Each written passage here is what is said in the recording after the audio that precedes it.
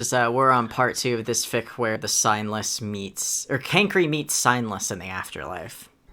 Yeah. Right. You knew that, you suppose?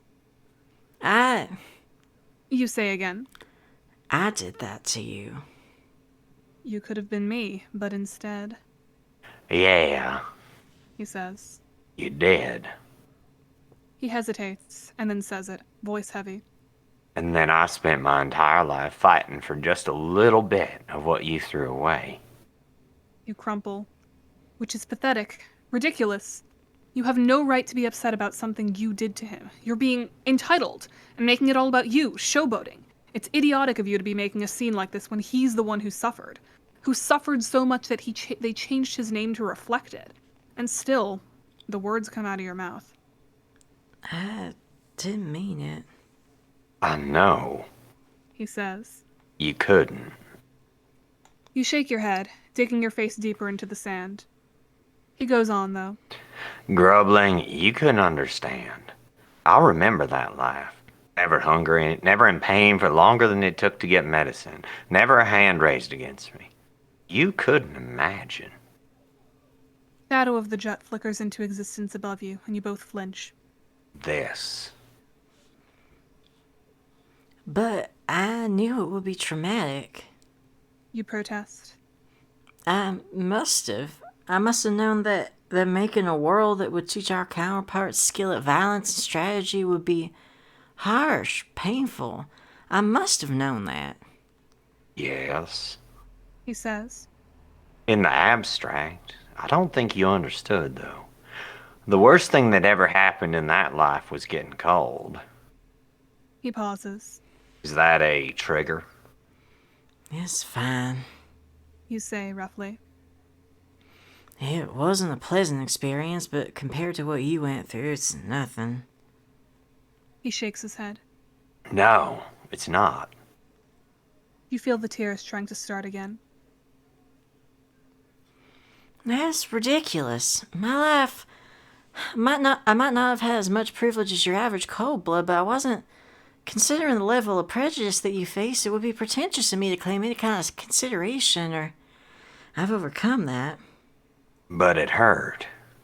He says. And behind him, there's the wall around the well-groomed institutional grounds, architecturally elegant, reminiscent of old-fashioned hospitals, and far, far too thick for you to get through. It doesn't matter. You say. Your clothes turning to the plain, simple charity wear you wore as a wiggler. Not compared to the global scale of injustice. Not compared to the problematic interlocking systems of oppression. They're so much bigger than anything I as an individual may have dealt with. It's not. It hurt. He says. You shake your head, sensibly close-cropped hair, too short to rustle your ears. Kankri. He says. I remember. It hurt. It's the way he says it, you think. His voice is so soft for you, so gentle, and yet so angry at your colors, like he's holding you in his arms, holding you safe and warm, and snarling up at anybody who would dare to hurt you. It's not the words, it's not the meaning. They're debatable, surely, problematic even, but it's the way he says it. He can't stand how sad you are, how ashamed and alone and hurting. Like he'll do something about it. Even dead, even in another universe. Even chained to a jut. Like he's not putting up with that shit happening to you. That's why you're crying, again, sobbing and sobbing, clinging to rough fabric that smells like him, while he sits watch over you, not intruding with a touch, just there, with you. You quiet after a while. It's his cloak that's wrapped around you, you realize, while he sits, bare-armed in the block you never chose, that they never trusted you to know enough to design for yourself. He's close enough for you to feel his warmth, hear his breathing, though he's still not actually touching you. It hurt. He says gently. Yes. You whisper. I remember. He says again. It made you so angry and so ashamed that there was nothing you could do with that anger. So you wanted it to not matter. You wanted to go out there and be angry on everyone else's behalf. You wanted to be so strong that nothing they did could touch you. so powerful, so privileged that you could protect everyone else in the world, but not need it yourself. You wanted to change the whole world, make everyone in it perfectly safe. And then, maybe, no one would notice that you were finally safe too. You squirm under his scrutiny. But that's entitled and ridiculously self-centered. I can't. Kankri, He says. there's nothing wrong with wanting something for yourself. He sighs. Everyone would have listened to you a lot more if you'd ever admitted that, you know. It took me a long time to figure that out. He weaves his fingers through the tattered fringe at the edge of the cloak, still not touching you, in a way that's more reassuring than any touch could be. You were so young when you died. It's not your fault that you didn't get a chance to grow into yourself. You're not used to thinking of yourself as young. You've been the leader of your cohort, and alone, with them and only them, for so long. You're not used to there being someone else there, someone older, someone to know better than you about anything. Someone to look after you. I should have done better. You insist, Maybe. he says. But you did the best you could think of. He's looking off into the desert moonlight, not looking at you, but you still feel his attention, and just for a little while, you let yourself rest in it, It was easier for me, in some ways. he says softly. You were all by yourself, but I always had you. Remembered what you'd think, how much you despised the people who thought they had the right to do the sorts of casual injustice I'd seen every day. I remember how you thought of yourself, and I always thought of you as older than me, tougher, stronger. You would have done something. So, I tried to do what you would have done. But You start, looking up at him, not liking the feel in your mouth of the obvious rejoinder. He raises an eyebrow.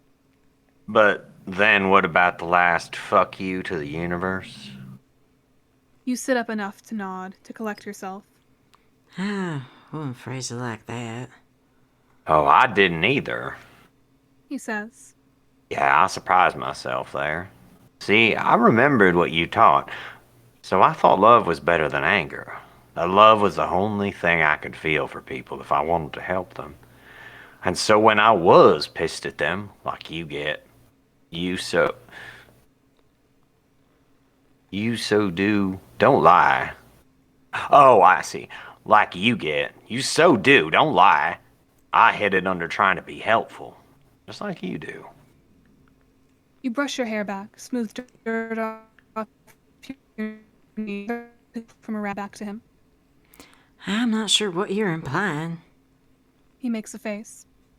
I'm not implying shit. I'm saying you did what you did in the game, and I spent some time wishing you hadn't. But you were doing the best you knew how.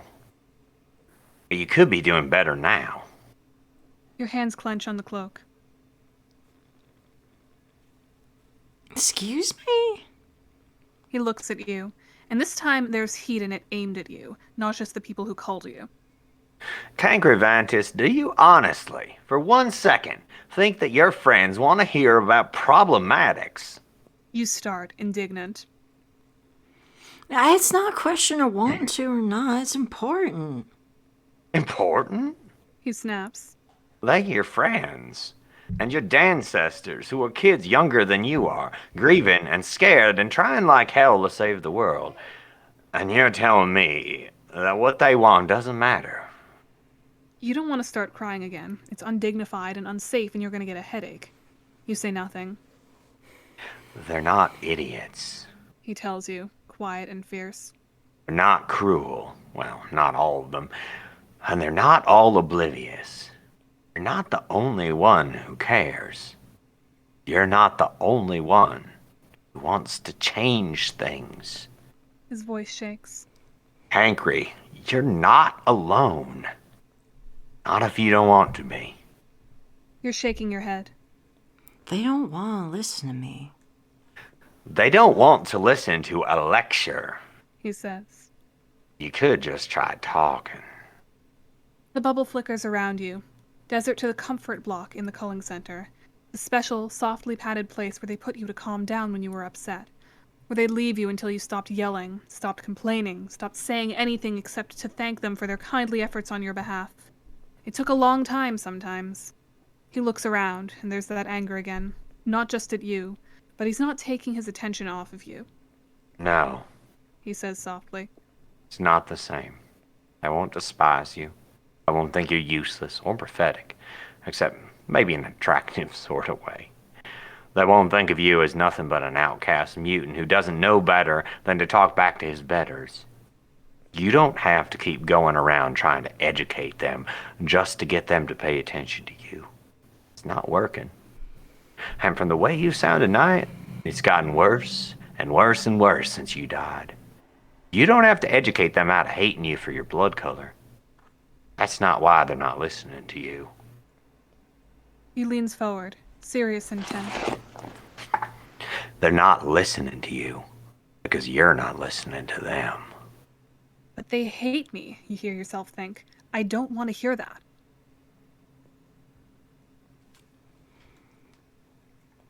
I've been trying to engage in dialogue. He gives you a look. Well, stop it. Just listen. You can hear your own breath, the distant cries of desert creatures, the fire crackles, and looking around in his campsite again, you realize that he's not really the only one there. There's a tent over to the side, moving gently with the breathing of the trolls inside it. It's close, cozy, him keeping watch over them in the night, them trusting him to. I don't know how. You say, a confession. It takes practice. He says. Just shut up and see what happens. Stop trying to protect them and listen to them. They'll tell you if you hurt them, if you hurt their feelings. They'll tell you what they need and what you can do for them. And even when they need something you can't give, it'll matter that you listened. That's how you get them to listen to you. Because you'll learn something worth saying from them. You think of things you could say about that, about respect for those with vocal or maybe auditory disabilities, but it's so tiring to remember everything that's wrong about every word he says, to check your every thought for its every implication. I misjudged you. You say. Your rhetoric. He sighs, and there's relief to it. Thanks. He says. I'd hate to think you really did disapprove of what I did with our life. I got more of it than you did. You haven't thought that way, No. you say slowly. No, I think you did your best too. His smile is bright, and it's strange to see that expression on what's basically your face. I'm glad. He says. It's so surprising that you find yourself speaking without thinking about it. You don't look angry now. He thinks about it. I always am, some. But it's not the only thing I'm feeling. He sifts sand through his hand, thoughtful. Love's not better than anger. It's not a choice of one or the other to change the world with. I need to use them both. They're both good tools. He looks thoughtful. And we both did okay in the end. Because I think Carcat knows that. You wonder about that. Does he? He seems very quiet. The Signless looks wide-eyed at you. Then he laughs. Laughs and laughs and laughs, clutching his belly and howling. Listen. He says. Seriously, kiddo. Do some more listening. For me. You are very tired. For all that your physical body doesn't always send you those signals anymore. You don't remember everything that either of you said, even though you're sure it's important. But you do remember sitting with him, in the desert night, feeling wrung out and fresh, and, for all your social justice work, more clean and good than you ever let yourself feel. And for all that you feel your rhetoric coming back, all the problematics and uncertainties of everything you're doing, the implications that could be there, you'll remember that feeling. I'll try. You say. He smiles at you, warm and familiar. Good. Damn. I like that a lot. That's a really good story. That was I really, really really, enjoy really that. good. Also, I have to say, deep-voiced Southern Signless feels so wrong to me because Uh-huh. my perception of the Signless is like, high tenor 18-year-old boy. Yeah. Always. I feel like this is like end of life Signless, where he's become much more world weary and experienced. Yeah. Well, I mean, you have to remember my canon of the Signless. He dies at age 18. Or, no, 17. That's true. Yeah. Yeah, I feel like this is a much longer time frame Most than people your. assume that he lives to like his 30s or something. Yeah, exactly. I had canon that like a lot of people are like, okay, he lived to the exact same age as Jesus did, which makes sense. Right. But I think Yeah. it's sad if he dies when he's 17. Yeah. I mean, I guess. Yeah. Alrighty. Thank you so much, Mappa. I had fun voicing that one. Giants have a really. Yeah, Southern accent signlesses are fun. I do very much like being Alabama and Kankri. It just adds another layer of like. I specifically went to college in the South, so like it adds a specific layer of the obnoxious types of people that were in my college classes, regardless of whether or not they had some reason to be like that. Because the worst type of person like that is the type of person you sort of agree with. I was trying to I was trying to hit the same neighborhood as your accent, but like toned down a lot and deeper. Yup.